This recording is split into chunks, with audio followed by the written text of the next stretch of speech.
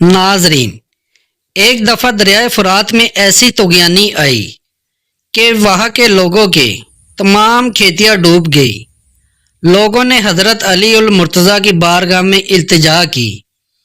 آپ رضی اللہ تعالیٰ عنہ یہ سن کر فوراً اٹھ کھڑے ہوئے اور رسول اکرم حضرت محمد صلی اللہ علیہ وآلہ وسلم کا عجوبہ مبارک، امامہ مبارک اور چادر مبارک اوڑھ کر گھوڑے پر سوار ہوئے۔ حضرت حسنین اور دیگر حضرات بھی آپ کے ہمراہ چل دیے۔ دریائے فرات کے کنارے پر آپ رضی اللہ تعالیٰ عنہ نے 2 رکعت نماز ادا کی اور پل کی طرف تشریف لا کر اپنے عصا سے نہر فرات کی طرف اشارہ کیا تو اس کا پانی 1 گز کم ہو گیا۔ پھر دوسری دفعہ اشارہ فرمایا تو پانی مزید 1 گز اور کم ہو گیا۔ اسی طرح تیسری دفعہ اشارہ فرمایا تو پانی 3 گز کم ہو گیا اور سیلاب ختم ہو گیا۔ لوگوں نے التجا کی، علی المرتضیٰ بس کیجئے، اتنا پانی ہی کم کافی ہے۔ ایک بار کسی بھکاری نے کفار سے سوال کیا تو انہوں نے مذاقاً اس کو حضرت علی المرتضیٰ شیر خدا کے پاس بھیج دیا، جو کہ سامنے تشریف فرما تھے۔ بھکاری نے آپ کی درگاہ میں پیش ہو کر سوال کیا۔ آپ رضی اللہ تعالیٰ عنہ نے 10 بار درود شریف پڑھ کر اس کی ہتھیلی پر دم کر دیا اور اس بھکاری سے کہا کہ جن لوگوں نے تم کو بھیجا ہے ان لوگوں کے سامنے جا کر ہتھیلی کو کھول دو۔ کفار یہ منظر دیکھ کر ہنس رہے تھے کہ خالی پھونک مارنے سے کیا ہوتا ہے، مگر جب سائل نے ان کے سامنے جا کر مٹھی کھولی تو اس میں 1 دینار تھا۔ یہ کرامت دیکھ کر کئی کافر مسلمان ہو گئے۔ مقام صفین جاتے ہوئے حضرت علی المرتضیٰ شیر خدا کا لشکر ایک ایسے مقام سے گزرا جہاں پانی بالکل نہیں تھا۔ پورا لشکر پانی کی پیاس سے 2 چار ہو گیا۔ وہاں ایک گرجا گھر تھا۔ وہاں کے راہب نے بتایا کہ یہاں سے 2 فرسخ کے فاصلے پر پانی موجود ہے۔ لشکر کے کچھ حضرات نے وہاں جا کر پانی پینے کی اجازت چاہی۔ یہ سن کر آپ رضی اللہ تعالیٰ عنہ اپنے گھوڑے پر سوار ہوئے اور ایک جگہ کی طرف اشارہ کر کے اس جگہ کو کھودنے کا حکم دیا۔ کھدائی شروع ہو گئی اور ایک پتھر ظاہر ہوا جس کو نکالنے کی تمام تر کوششیں ناکام ہو گئی۔ یہ دیکھ کر آپ رضی اللہ تعالیٰ عنہ اپنی سواری سے اترے اور اپنی دونوں انگلیاں اس پتھر کی داڑھ میں ڈال کر کھینچا تو وہ پتھر باہر نکل آیا اور اس کے نیچے سے صاف اور شفاف پانی کا چشمہ نکل پڑا اور تمام لشکر اس سے سیراب ہو گیا۔ لشکر نے اپنے جانوروں کو بھی پانی پلایا اور اپنے مشکیزے بھی بھر لیے۔ پھر آپ رضی اللہ تعالیٰ عنہ نے وہ پتھر واپس اسی جگہ پر رکھ دیا۔ گرجا گھر کا عیسائی راہب یہ کرامت دیکھ کر آپ رضی اللہ تعالیٰ کی خدمت میں پیش ہوا اور پوچھا کہ کیا آپ نبی ہیں؟ آپ رضی اللہ تعالیٰ عنہ نے فرمایا کہ نہیں۔ پھر اس نے پوچھا کہ آپ کون ہیں؟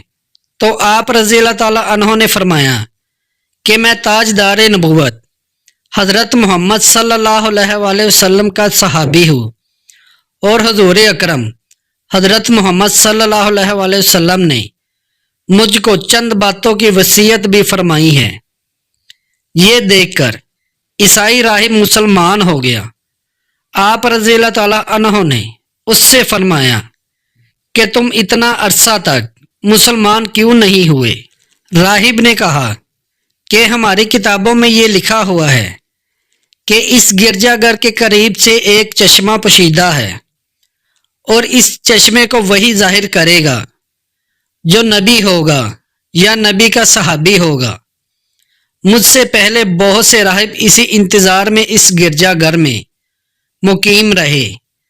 آج آپ نے چشمہ ظاہر کر دیا تو میری مراد پوری ہوگی اور میں نے دین اسلام قبول کر لیا۔ راہب کا یہ بیان سن کر شیر خدا حضرت علی المرتضیٰ رو پڑے اور فرمایا کہ الحمدللہ ان کی کتابوں میں بھی میرا ذکر موجود ہے۔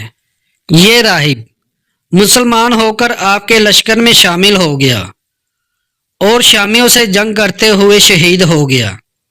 حضرت علی رضی اللہ تعالی عنہ نے اپنے دستے مبارک سے اس کو دفن کیا اور اس کے لیے مغفرت کی دعا فرمائی۔ حضرت امام جلال الدین سیوطی رضی اللہ تعالی عنہ اپنی کتاب شرح الصدور میں نقل کرتے ہیں کہ حضرت سیدنا سعید بن مسیب فرماتے ہیں کہ ہم حضرت علی المرتضیٰ کے ہمراہ قبرستان سے گزرے۔ آپ رضی اللہ تعالی عنہ نے ارشاد فرمایا، السلام علیکم یا اہل القبور و رحمت اللہ، یعنی اے قبرستان والو تم پر اللہ کی سلامتی ہو۔ اور پھر آپ رضی اللہ تعالی عنہ نے فرمایا کہ اے قبر والو تم اپنی خبر بتاؤ گے یا ہم تمہیں بتائے؟ سعید بن مسیب رضی اللہ تعالی عنہ فرماتے ہیں کہ ہم نے قبر سے وعلیکم السلام رحمت اللہ وبرکاتہ کی آواز سنی اور کہ کہنے والا کہہ رہا تھا کہ یا امیر المومنین آپ ہی خبر دیجئے کہ ہمارے مرنے کے بعد کیا ہوا۔ حضرت رضی اللہ تعالی عنہ نے ارشاد فرمایا، سن لو تمہارے مال تقسیم ہو گئے، تمہاری بیویوں نے دوسری شادی کر لی، تمہاری اولاد یتیموں میں شامل ہو گئی، اور جس مکان کو تم نے بہت مضبوط بنایا تھا اس میں تمہارے دشمن آباد ہو گئے، اب تم اپنا حال سناؤ۔ یہ سن کر ایک قبر سے آواز آنے لگی، یا امیر المومنین ہمارے کفن پھٹ کر تار تار ہو گئے، ہمارے بال جڑ کر منتشر ہو گئے، ہماری کھالیں ٹکڑے ٹکڑے ہو گئی، ہماری آنکھیں بہہ کر رخساروں پر آ گئی اور ہماری نتنوں سے پیپ بہہ رہی ہے۔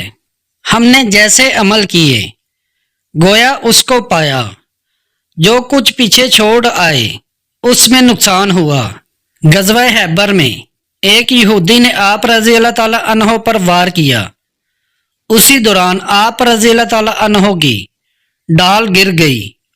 آپ رضی اللہ تعالی عنہ آگے بڑھ کر قلعے کے دروازے تک پہنچ گئے اور اپنے ہاتھوں سے قلعوں کا پھاٹک اکھاڑ دیا اور اس کو اپنی ڈال بنا لیا، اور آپ رضی اللہ تعالی عنہ یوں ہی لڑتے رہے یہاں تک کہ اللہ تعالیٰ نے آپ کو خیبر کی جنگ میں فتح بخشی، اور جنگ ختم ہونے کے بعد 40 آدمیوں نے اس کو اٹھانا چاہا لیکن وہ کامیاب نہ ہو سکے۔